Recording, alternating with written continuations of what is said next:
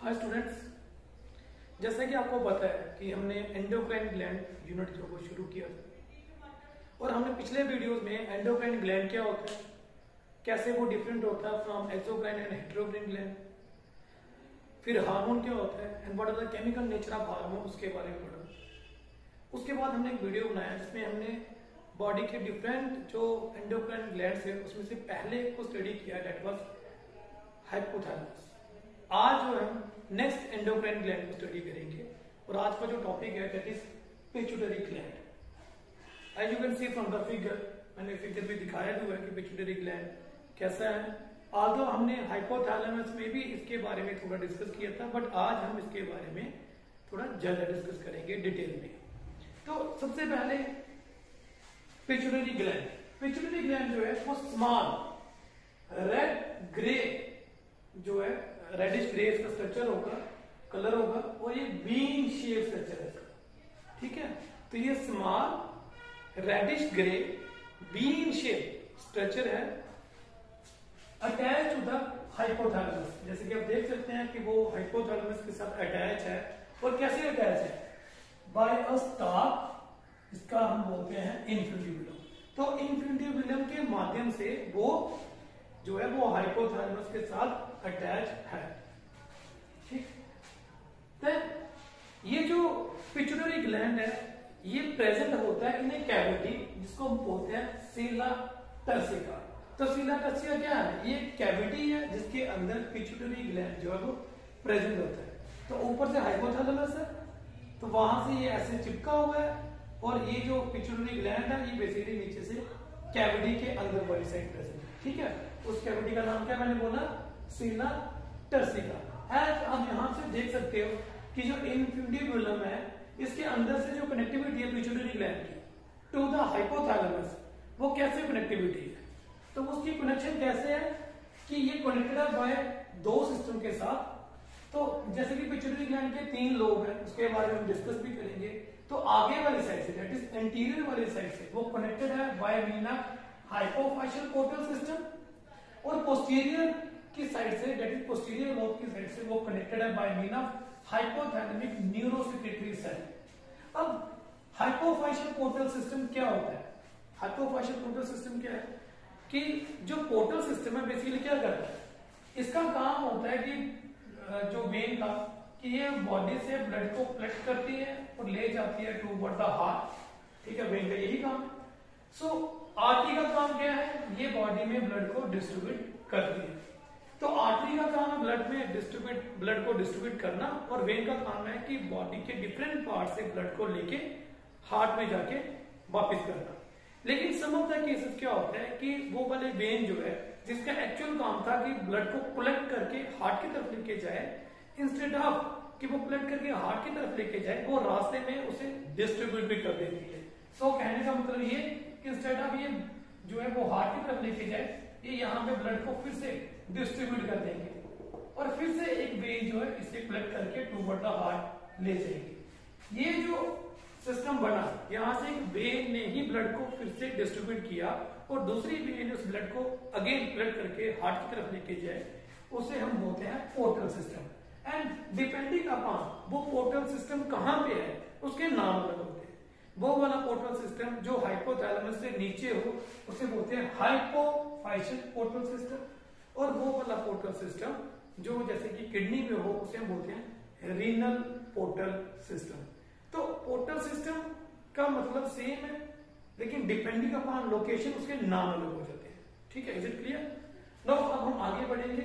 जैसे मैंने अभी भी कहा कि पिट्यूटरी ग्लैंड के 3 लोब हैं, आगे हम देख भी पा रहे हैं। उसके 3 लोब हैं, एंटीरियर लोब, ठीक है, मैंने यहां लिखा भी, आप देख सकते हैं एंटीरियर लोब। इसका दूसरा नाम है एडिनो हाइपोफाइसिस और एंटीरियर लोब। मिडल लोब, इसका नाम है इंटरमीडिएट लोब और मिडल लोब, और पोस्टीरियर लोब न्यूरोहाइपोफाइसिस। अब बात ये आती है कि लोकेशन की, तो आप जैसे फिगर में देख सकते हैं जो इंटीरियर मोस्ट है इसे एडिनो हाइपोफाइसिस कहते हैं, और ये connected to the hypothalamus by mean of what? Hypophyseal portal system. और जो पोस्टीरियर लोब है वो connected to the hypothalamus by mean of hypothalamic neurosecretory cell.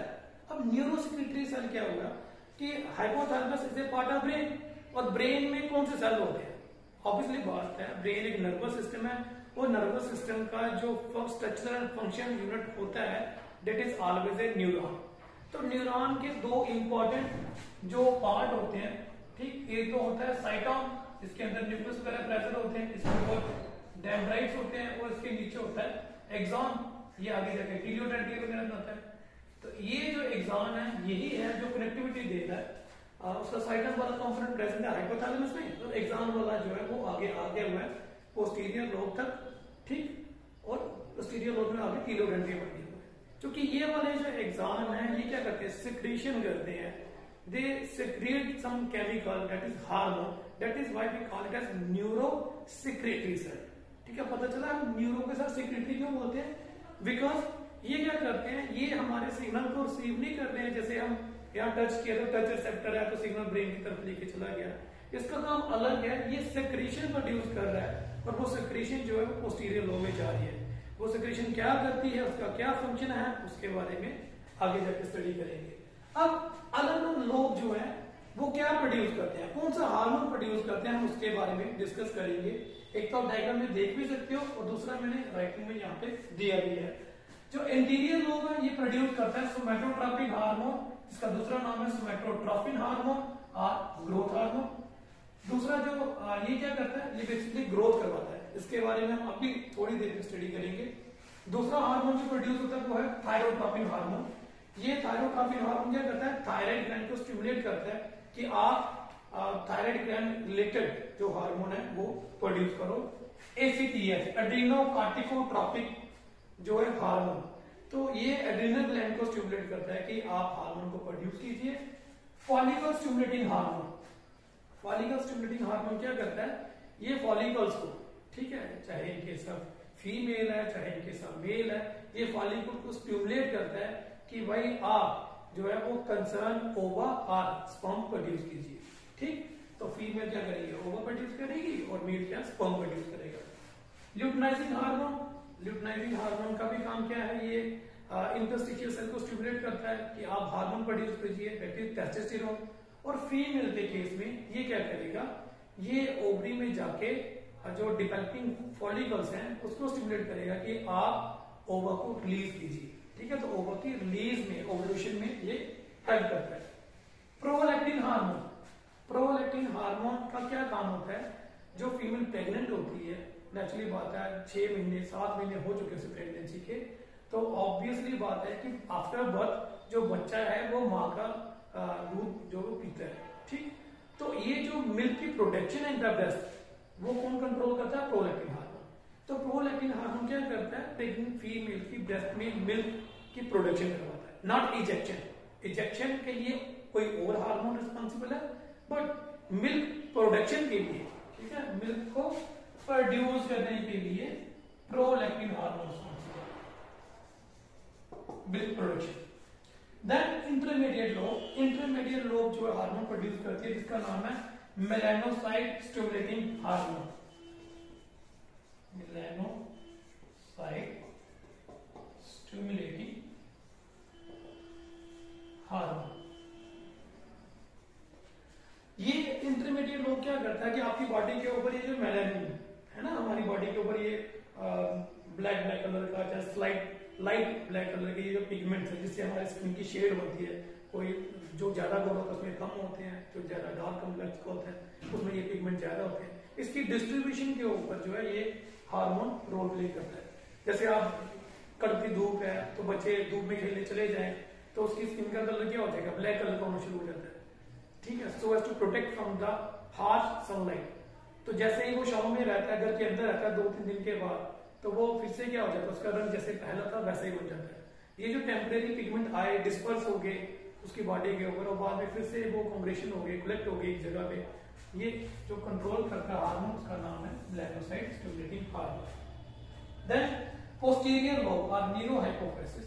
तो पोस्टीरियर लोब कौन से हार्मोन प्रोड्यूस करता है, ये वो वाले हार्मोन है जो न्यूरोसेक्रेटरी सेल एक्चुअली प्रोड्यूस कर रहा है, और बाद में पोस्टीरियर लोब के थ्रू बॉडी के अंदर रिलीज होता है। दैट इज वैसोप्रेसिन और anti diabetic hormone and oxytocin और मिल्क इजेक्टिंग हार्मोन।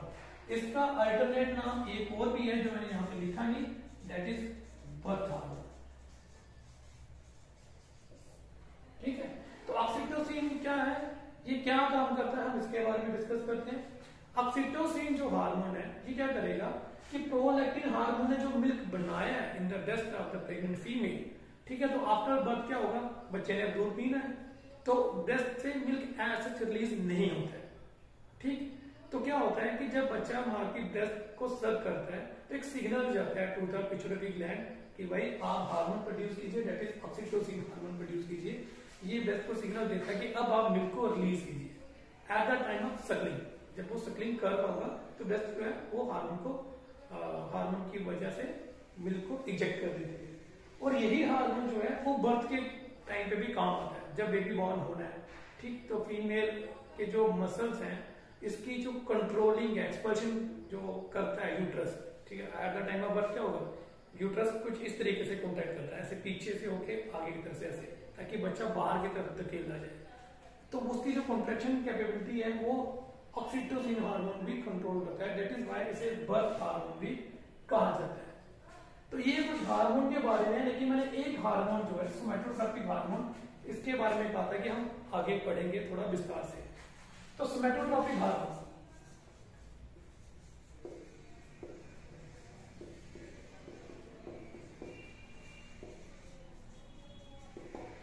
सोमैटोट्रोपिक हार्मोन को हम लोग ग्रोथ हार्मोन भी कहते हैं।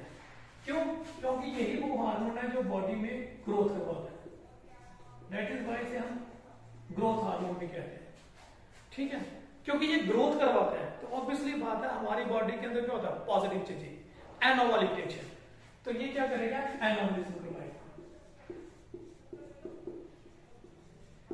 प्रोटीन की सिंथेसिस होगी रादर देन ब्रेकडाउन, कैल्शियम की डिपोजिशन होगी ताकि बोन्स वगैरह जो है वो अच्छे से ग्रो कर सके। तो ग्रोथ हार्मोन बेसिकली एक एनाबॉलिक हार्मोन है जो बॉडी के स्ट्रक्चर को ग्रो करवाता है। ठीक, अब ग्रोथ हार्मोन की नॉर्मल प्रोडक्शन चाहिए जब तक उसकी एज एडोलेसेंस में है, जब तक वो ग्रो कर रहा है, लेकिन कई बार इसकी एबनॉर्मल प्रोडक्शन भी हो जाती है, मतलब हाइपर सेक्रेशन और हाइपोसेक्रेशन। तो सबसे पहले अगर हाइपोसेक्रेशन हो जाती है, मतलब अगर इसकी नॉर्मल से कम सेक्रेशन होती है तो क्या होगा, अगर ग्रोथ हार्मोन जो है वो जितना आइडली चाहिए, जितना प्रोड्यूस होना चाहिए उससे कम प्रोड्यूस होगा, तो नेचुरली बात है वो जो बच्चा है उसकी हाइट जो है वो छोटी रह जाएगी। उस केस में हम उसे बोलते हैं ड्वार्फिज्म। तो ड्वार्फिज्म एक सिचुएशन है जिसमें लड़का हो चाहे लड़की हो, due to the under production of the growth hormone और सोमैटोट्रोपिक हार्मोन, तो वो क्या होता है कि उसकी ग्रोथ जो है वो स्टंटेड रह जाती है, छोटी रह जाती है। अगर उसकी हाइपर प्रोडक्शन हो जाए तो ठीक है, अब हम पढ़ेंगे उसकी हाइपर प्रोडक्शन में। तो अगर ग्रोथ हार्मोन की प्रोडक्शन ज्यादा हो जाए तो क्या होगा, तो डिपेंडिंग अपॉन कि वो ज्यादा किस में हुई, बच्चों में या एडल्ट में। देखिए अगर ग्रोथ हार्मोन की प्रोडक्शन किसी बच्चे में ज्यादा होती है तो ऑब्वियसली बात है वो जो बच्चा है वो अपने क्लासमेट के कंपैरेटिवली अपनी हाइट ज्यादा गेन कर लेगा। ठीक है, तो थोड़ा सा अजीब लगेगा कि उसकी क्लास के बच्चे छोटे छोटे हैं लेकिन उसकी हाइट कुछ ज्यादा बड़ी है। वो जो बच्चा है नॉर्मली काफी बड़ा हो गया है, उस सिचुएशन को हम बोलते हैं जियांटिज्म।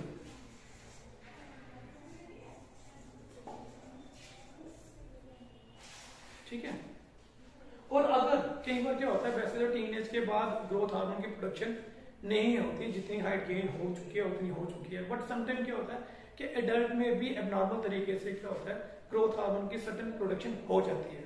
और अगर बड़ों में ग्रोथ हार्मोन की प्रोडक्शन हो जाती है तो उसमें जो रिलेटिवली ग्रोथ होनी चाहिए वैसी नहीं हो पाती। मैं एग्जांपल देके बोलता हूँ, जब हम बड़े होते हैं तो हमारी आईज भी थोड़ी थोड़ी बड़ी होती है, थोड़े थोड़े कान बड़े होंगे, थोड़ा नाक बड़ा होगा, थोड़ा मुंह बड़ा होगा, थोड़ी बाजू बड़ी होंगी, थोड़ी फिंगर्स बड़ी होंगी। ठीक है, प्रोपोर्शन में हमारी ग्रोथ हो रही है। लेकिन जब एडल्ट स्टेज में ग्रोथ हार्मोन की प्रोडक्शन हो जाए जो कि नहीं होनी चाहिए थी, तो उससे क्या होता है कि प्रोपोर्शनल ग्रोथ नहीं होती, वो ग्रोथ जो है वो सडन एबनॉर्मल तरीके से होती है। तो उस कंडीशन में क्या होता है वो गोरिल्ला लाइक उसकी अपीयरेंस आती है, तो उसे हम बोलते हैं एक्रोमेगाली।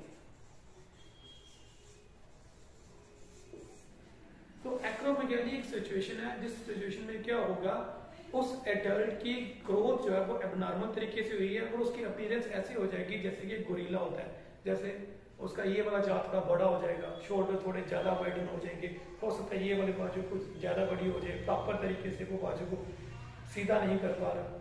तो ये सारे सिम्टम जो है वो इसमें एडल्ट केस में आ जाएंगे। सो बच्चों के केस में अलग नाम दिया गया क्योंकि इनमें प्रोपोर्शनल ग्रोथ होती है, बड़ा के केस में अलग सा नाम दिया गया क्योंकि इसमें डिसप्रोपोर्शनल टाइप की ग्रोथ होती है।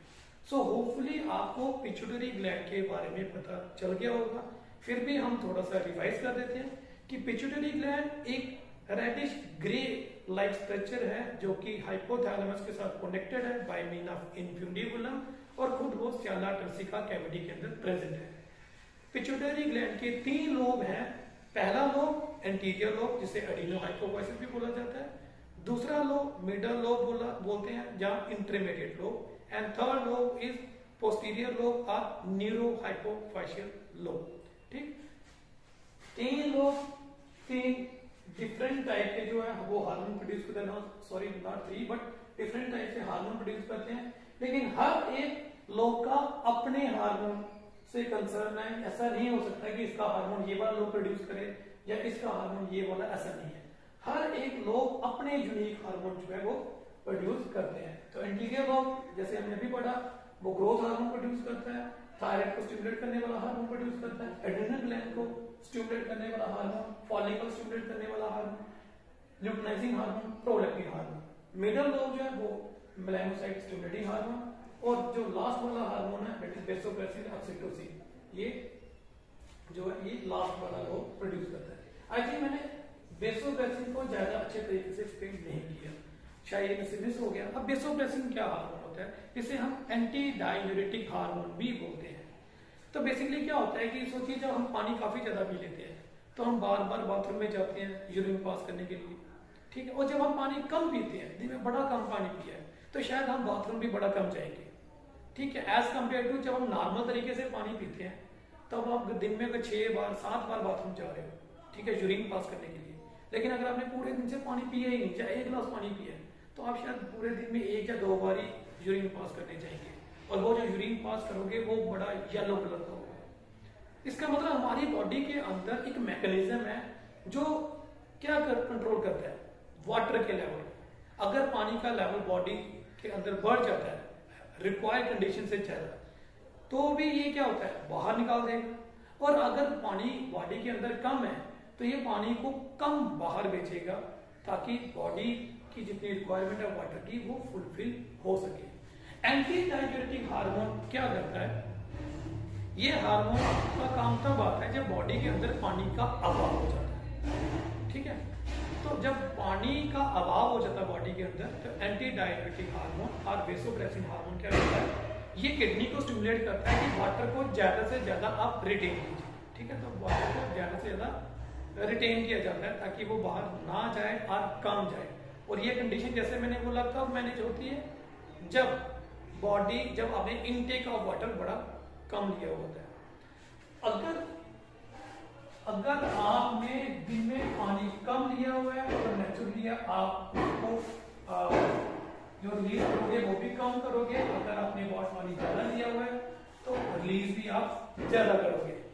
तो अगर आपने पानी ज्यादा लिया हुआ तब तो एंटी डाययूरेटिक हार्मोन की प्रोडक्शन का सवाल ही नहीं है, लेकिन अगर आपने कम लिया हुआ है तो इसका क्वेश्चन अराइज होता है क्योंकि इसने पानी को बचाना है बॉडी के अंदर, ठीक है। तो ये एंटी डाययूरेटिक हार्मोन है। अब एंटी डाययूरेटिक हार्मोन का एक एस्पेक्ट क्या है कि अगर ये प्रोड्यूस ना हो या कम प्रोड्यूस हो तो ऑब्वियसली बात है आपके बॉडी के अंदर वाटर को रिटेन करने की कैपेबिलिटी कम हो चुकी है, तो वो बार बार जो है वो यूरिन पास करने जाएगा और उससे जो डिजीज होती है उसे बोलते हैं पॉलीयूरिया। तो पॉलीयूरिया एक ऐसी कंडीशन है यहाँ पे पेशेंट जो है वो बड़ी बार यूरिन पास करने जाता है जब उसे यूरिन कुछ ज्यादा ही आता है। तो वैसे तो वो कंडीशन बड़े सारे फैक्टर्स की वजह से होती है या हो सकती है, but one of the factor is under production of anti diuretic hormone. So hopefully बच्चों आपको इस टॉपिक के बारे में पता चल गया होगा। तो नेक्स्ट वीडियो में हम डिस्कस करेंगे another gland that is thyroid gland. Thank you.